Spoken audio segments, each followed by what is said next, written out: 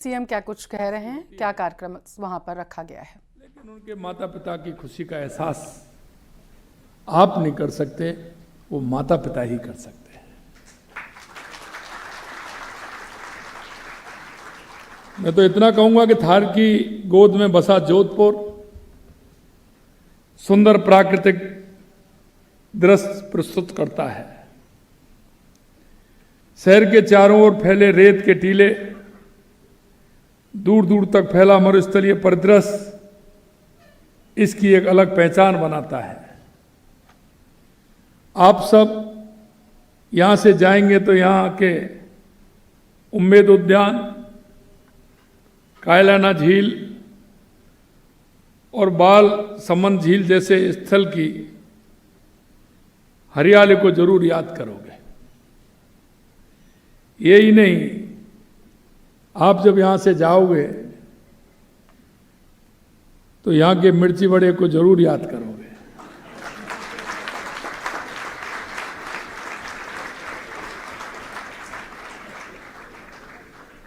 सूर्यास्त के समय का मेहरानगढ़ का किला और उसके पीछे डूबता सूरज का अद्भुत दृश्य आपको बार बार आईआईटी जोधपुर की याद दिलाएगी। आज इस समारोह में कुल 1249 डिग्री डिप्लोमा और प्रमाण पत्र प्रदान किए जा रहे हैं। मैं विशेष रूप से उन मेधावी छात्र और छात्राओं को बधाई देता हूं जिन्होंने विभिन्न विषयों में उत्कृष्ट प्रदर्शन के लिए पदक और पुरस्कार प्राप्त किए हैं। आज का दिन केवल एक दीक्षांत समारोह नहीं है, ये भारत के वैज्ञानिक पुनर्जागरण का एक ऐतिहासिक क्षण है। आज का दिन हमारे लिए केवल एक स्मृति नहीं बल्कि भविष्य की दिशा तय करने वाला मील का पत्थर है। आज यहां से निकलने वाले 1288 स्नातक केवल डिग्रीधारी नहीं है, ये युवा शक्ति है। भारत को विकसित भारत 2047 के सपने को साकार करने में आप अग्रणी भूमिका निभाएंगे। मुझे इस बात की बहुत खुशी है और गर्व है कि आपने अपनी उपाधि आईआईटी जोधपुर जैसे एक बहुत ही समृद्ध तकनीकी संस्थान से प्राप्त की है। जोधपुर के बारे में, जोधपुर की स्थापना, इस आईआईटी की स्थापना 2008 में हुई थी और यहाँ भारत के प्रतिष्ठित आईआईटी संस्थानों में से जो एक है। Computer science, data science, AI, electrical, mechanical, bio engineering आदि के क्षेत्र में संस्थान अपनी शिक्षा और रिसर्च के लिए जाना जाता है। मानविकी और सामाजिक, डिजिटल, स्वास्थ्य, स्मार्ट मैन्युफैक्चरिंग जैसे उभरते क्षेत्र में भी इस संस्थान ने अपना लोहा मनवाया है। आईआईटी जोधपुर मरदरा की इस धरती में एक चमकता हुआ मोती है जो न केवल जोधपुर और राजस्थान में बल्कि पूरे भारतवर्ष में अपनी चमक बिखेर रहा है। जब मैं राजस्थान की सुंदर भूमि के हृदय में स्थित इस भव्य संस्थान के समक्ष खड़ा हूं तो मुझे प्राचीन संस्कृत ज्ञान की याद आती है। विद्या ददाति विनयम विनया दत्ति पात्रताम मान उक्ति धर्मार्थम तत्सुखम। विद्या विनम्रता देती है, विनम्रता के साथ योग्यता आती है, योग्यता से धन प्राप्त होता है, धन से धर्म मिलता है और धर्म से सुख की प्राप्ति होती है। यह एक गोल चक्र है और इस चक्र के माध्यम से हमारे जीवन को कितना सतोल करके हम चलते हैं, उसका अनुभव करते हुए हम आगे कैसे बढ़ते हैं, यह हमारे जीवन में समाहित होता है। भारतीय संस्कृति और विज्ञान, आपने देखा है भारतीय ज्ञान परंपरा में साइंस एंड टेक्नोलॉजी का इतिहास अत्यंत समृद्ध और गहराई से जुड़ा हुआ है। प्राचीन भारत में ज्ञान का उद्देश्य केवल दर्शन या आध्यात्मिक नहीं था, बल्कि व्यावहारिक उपयोग प्राकृतिक सिद्धांतों की खोज और समाज हित में तकनीक का विकास भी था। हमारे ऋषियों ने ही शून्य की खोज की, जिसने आधुनिक गणित और कंप्यूटर विज्ञान की नींव रखी। यह आर्यभट्ट और ब्रह्मगुप्त के कार्यों में स्पष्ट रूप से दिखाई देता है। आधुनिक गणना के लिए दशमलव प्रणाली की शुरुआत भी भारत से हुई। आपको जानकर हैरानी होगी कि लेकिन त्रिकोणमितीय फलन साइन कोसाइन का विकास भारत में ही हुआ। भास्कराचार्य और बराहमेहर ने भी इसमें योगदान दिया है। प्रिय विद्यार्थियों, मैं इतना कहना चाहता हूँ, IIT जैसे प्रतिष्ठित संस्थान आपने जो ज्ञान और कौशल अर्जित किया है वह आपके खुद के साथ ही देश और प्रदेश के भविष्य को भी आकार देने में आपको सक्षम बनाएगा। आप में से हर एक में भारत को विश्व की अग्रणी शक्ति बनाने की क्षमता और मुझे भरोसा है कि आप जैसे मेधावी युवा अपने ज्ञान और विशेषज्ञता का उपयोग देश और प्रदेश के विकास के लिए करेंगे। यही नहीं, मैं आपको याद दिलाना चाहता हूं, स्वामी विवेकानंद जी ने कहा था, और वो 1893 में कहा, उठो जागो और इस देश दुनिया पर छा जाओ। उठो जागो, इस देश दुनिया पर छा जाओ, 21वीं सदी भारत की होगी। यह 1893 में स्वामी विवेकानंद जी ने कहा था। मित्रों, वो समय आ गया है, पूरा विश्व भाएं फैलाए हुए आपकी ओर देख रहा है। और लोग कहते भी हैं कि भारत के अंदर जो टैलेंट है वो दुनिया में कहीं नहीं है। इसलिए मैं आपसे कहना चाहता हूं कि स्वामी विवेकानंद जी ने जो कहा था वो सपना पूरे होते हुए हमारी ये युवा पीढ़ी देखेगी और निश्चित रूप से भारत विश्व गुरु बनेगा और देश दुनिया में छाने का मौका आपको मिल गया है और दुनिया आपकी राह देख रही है। हम तो आपके उद्यमिता और नवाचारों के प्रयासों का स्वागत करते रहेंगे। 2030 तक हम प्रदेश को $350 बिलियन की इकोनॉमी बनाने की दिशा में काम कर रहे हैं और इसके लिए अनेक अभूतपूर्व कदम उठाए जा रहे हैं। हम प्रदेश को निवेश का एक प्रमुख केंद्र बनाने, उद्योग के अनुकूल माहौल तैयार करने और युवाओं के लिए रोजगार के भरपूर अवसर पैदा करने के लिए प्रतिबद्धता के साथ कार्य कर रहे हैं।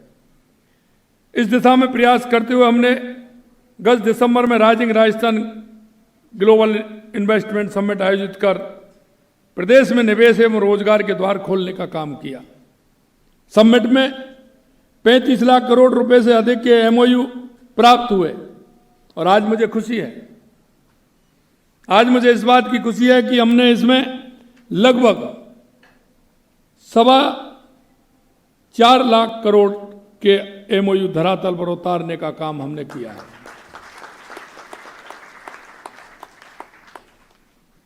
हमने 20 नई नीतियां बनाई हैं, क्योंकि देखिए जब तक हम नीतियों में परिवर्तन नहीं करेंगे, स्पष्ट नीति अगर हमारी नहीं होगी तो हमारा विकास नहीं होगा। हमने लगातार इस 1.5 साल के अंदर 20 नीति बनाने का काम किया। विभिन्न क्षेत्रों से जुड़ी इन नीतियों से कारोबार करना आसान हुआ है, साथ ही विभिन्न क्षेत्रों में उद्यमिता को प्रोत्साहन भी दिए गए हैं। प्रदेश में बहुत बड़ी संभावना है। मित्रों, मैं कहना चाहता हूं कि राजस्थान देश का क्षेत्रफल की दृष्टि से सबसे बड़ा प्रदेश है। इसमें अपार संभावना है। अगर इसमें आप देखेंगे तो आपको यहां, अगर मैं मंडल की बात करूं तो यहां लगभग 85 प्रकार के मिनरल राजस्थान के अंदर मिलते हैं। अगर मैं ये कहूं क्या नहीं मिलता है, या सब कुछ है। इसलिए बहुत बड़ी संभावना है। प्रदेश में अक्षय ऊर्जा के साथ ही ऊर्जा भंडारण, वेस्ट टू एनर्जी, पर्यटन, खनन, ऑटोमोबाइल, टेक्सटाइल जैसे क्षेत्रों में अपार संभावनाएं हैं, जिन्हें बनाने में आप जैसे तकनीक में दक्ष लोगों की महत्वपूर्ण भूमिका हो सकती है। आप इन सभी क्षेत्रों में एक कुशल पेशेवर के साथ ही उद्यमी के रूप में रोजगार प्रदाता भी बन सकते हैं। एआई, क्वांटम कंप्यूटिंग और साइबर सिक्योरिटी जैसे उभरते क्षेत्रों में आप जैसे नवाचारी दिमाग महत्वपूर्ण प्रभाव छोड़ सकते हैं। राजस्थान सरकार युवाओं की ऊर्जा और नवाचार की शक्ति को पहचानती है। हम टेक्नोलॉजी, स्टार्टअप और शिक्षा के क्षेत्र में निरंतर निवेश कर रहे हैं ताकि ऐसे संस्थानों से निकलने वाले युवा इन अवसरों का फायदा लेकर अपनी और हमारे प्रदेश की पहचान बनाएं।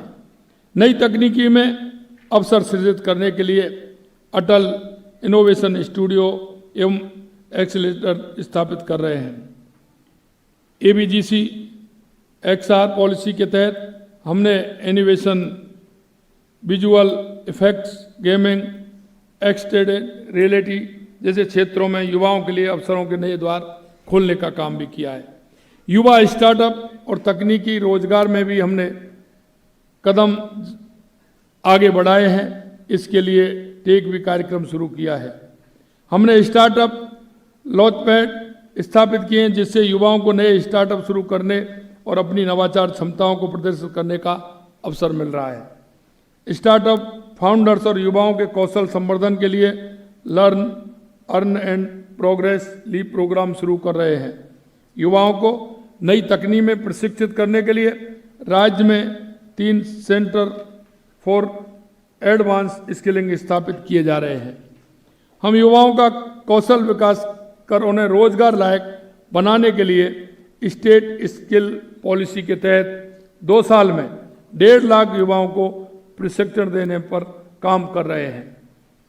प्रदेश के युवाओं को रोजगार परक प्रशिक्षण, इंटर्नशिप, अप्रेंटिसशिप तथा रोजगार की योजनाओं के माध्यम से समुचित अवसर प्रदान करने के लिए राजस्थान रोजगार नीति 2025 लाने पर काम कर रहे हैं। प्रदेश में नई रोजगार नीति के क्रियान्वयन के लिए 500 करोड़ रुपए के विवेकानंद रोजगार सहायता कोष की स्थापना की जा रही है।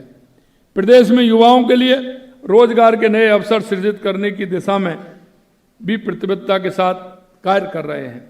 हमने 4 लाख सरकारी और निजी क्षेत्र में 6 लाख रोजगार देने का संकल्प लिया है। हम साल की शुरुआत में ही भर्तियों का कैलेंडर जारी कर समयबद्ध और पारदर्शी तरीके से भर्तियां आयोजित करवा रहे हैं।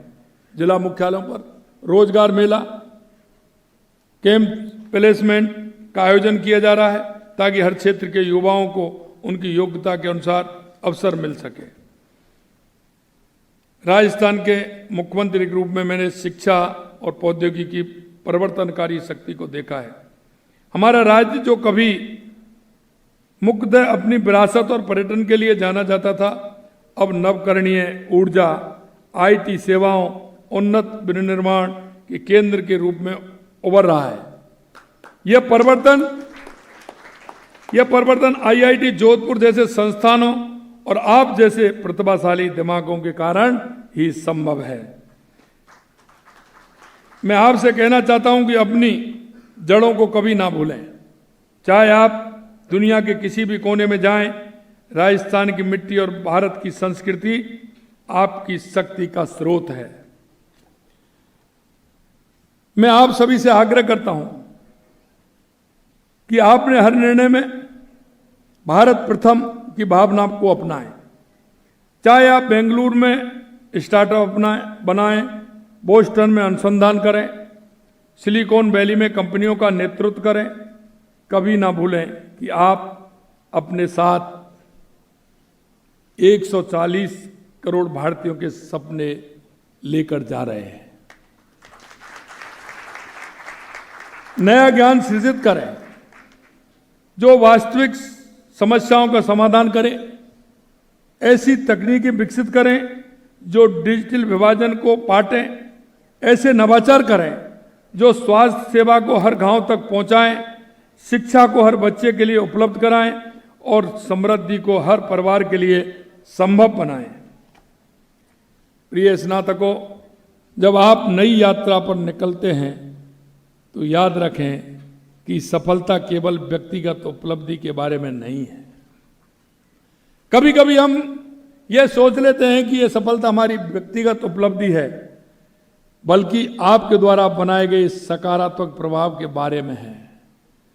मैं आपको चुनौती देता हूं कि अगले दशक में कम से कम एक प्रौद्योगिकी आधारित उद्यम स्थापित करें, और ये आप कर सकते हैं। इसलिए मैं आपको आह्वान करता हूं, अपने कैरियर के दौरान कम से कम 10 युवा नवप्रवर्तकों का मार्गदर्शन करें, क्योंकि आपसे आशा और उम्मीद है। कभी आपने भी किसी से आशा की होगी, आपको भी किसी ना किसी ने रास्ता दिखाने का काम किया होगा, लेकिन हमारे जो छोटे भाई बहन आ रहे हैं उनके बारे में विचार करते हुए उनको भी रास्ता दिखाने का काम हम करें। कम से कम एक ऐसी सफलता में योगदान दें जो ग्रामीण भारत को लाभ पहुंचाए। कभी सीखना बंद ना करें, कभी सपने देखना बंद ना करें। अंत में मैं आपको डॉक्टर कलाम के अमर शब्दों की याद दिलाना चाहता हूं। सपने देखो, सपने देखो, सपने देखो। सपने विचारों में बदल जाते हैं और विचार कार्य में परिणत होते हैं। आपके सपने आपकी आईआईटी शिक्षा से समर्पित न केवल आपके जीवन को बदलने की शक्ति रखते हैं, बल्कि हमारे राष्ट्र की नियति को भी बदल सकते हैं। इसलिए मैं आपसे अंत में इतना कहना चाहता हूं कि आपने काफी मेहनत से, माता पिता के आशीर्वाद से, ईश्वर की कृपा से, ये ऐसा नहीं है क्योंकि पूरे देश में 23 आईआईटी हैं, उनमें से आप उभरते हुए इस देश के नागरिक हैं। आप वो नागरिक हैं जो देश को आपसे आशा है, उम्मीद है। मित्रों, दुनिया में जब चर्चा होती है तो अधिकतर देश इस बात की चर्चा करने लगे हैं कि भारत धीरे धीरे दुनिया की शक्ति बनने जा रहा है। और आपने देखा है